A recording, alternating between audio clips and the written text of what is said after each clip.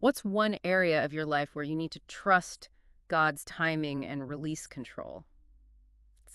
It's a heavy question, isn't it? Something I think resonates deep down for a lot of us. It really does. It touches on that core human thing, that desire we have to manage everything, to control the Yeah, outcomes. to make things happen on our schedule. Exactly.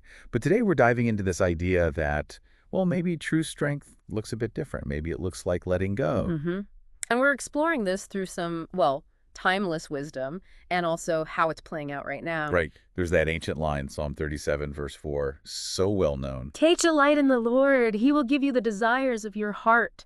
People quote it all the time. They do. And often, maybe without fully unpacking it, it can sound almost like a formula. Like a guarantee. You delight in God, check that box, and then poof, you get whatever you happen to want at the moment. Yeah, like a cosmic vending machine. Put in delight, get out desires. Which, let's be honest, doesn't always seem to match up with, well, lived experience, even for people of deep faith. Precisely. And that's where the dupper beauty lies, I think. It's not about God just handing over our current wish list. Okay. It's more profound. It's about transformation. The act of truly delighting in Him, finding your joy and center there. Mm. It actually starts to reshape your desires. So it changes what you want in the first place. It's not just about getting, it's about becoming. Exactly. Your heart starts to align with His. You begin to genuinely crave the things that He desires for you, things that lead to, well, true life and purpose. An internal realignment, that makes sense. It's a fundamental shift. And this idea seems really connected to surrender. We heard about a Christian counselor in South Korea. Their webinar focused right on this. Yes. And surrender here isn't portrayed as, giving up or being passive. Yeah. Not defeat. What is it then?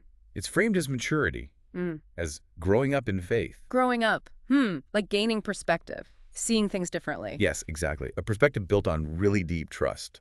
Trusting that the one who designed your very being That's best. knows better, sees clearer, loves more deeply than we can possibly grasp from our limited viewpoint. So it's not abandoning your hopes, but maybe entrusting the how and the when to God.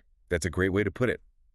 You release that tight grip, that need to dictate every detail, and you trust His wisdom for the outcome, even if the path looks completely unexpected. Okay, so if you do that, if you surrender and your desires start to shift, what does that look like practically? The idea mentioned was moving away from just temporary fixes. All right, towards craving what leads to life. Yeah. It means you naturally start to lose your taste for things that just offer, a quick hit of pleasure or status, but don't truly satisfy. The immediate gratification stuff. Yeah, the stuff that feels good now but leaves you empty later. Instead, you start genuinely wanting what leads to lasting fulfillment, real purpose, a deeper kind of life. And this isn't just theory. We see examples, right? Like that young entrepreneur in the U.S. Had a whole business plan ready to go, lots of drive, presumably lots of desire behind it. But they paused, chose to seek direction first. Which sounds exactly like that act of surrender we're talking about. Not abandoning the dream, but releasing control over the timing and the exact execution. And the result wasn't failure. It actually led to something better, more purpose-driven. Apparently so. And the quote is quite telling, isn't it? When I stopped forcing it, doors opened I never expected. Stopped forcing it. That's the surrender. And doors opened I never expected. That points to those outcomes you couldn't have engineered yourself, the ones that come from trusting a plan bigger than your own. Wow. And then there's the counselor in South Korea again. That webinar on surrender had record attendance. Which really says something, doesn't it? It suggests people are feeling the strain of the other way. The constant striving. The forcing. Yeah. There seems to be this widespread sense that chasing things based purely on our own immediate desires isn't working. It's exhausting. The counselor observed that, right? People are tired. Said something like, people are tired of chasing things that don't satisfy. They're ready to align, ready for that inner shift, that surrender, because the alternative just isn't fulfilling. So it all seems to point back to this central idea. Peace isn't found in getting our way. No.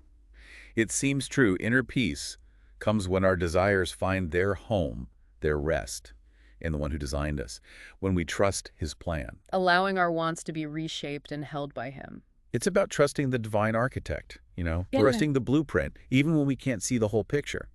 Believing He knows what's truly good for us. It's moving from trying to grab the steering wheel to, well, trusting the navigator. Even on unfamiliar roads.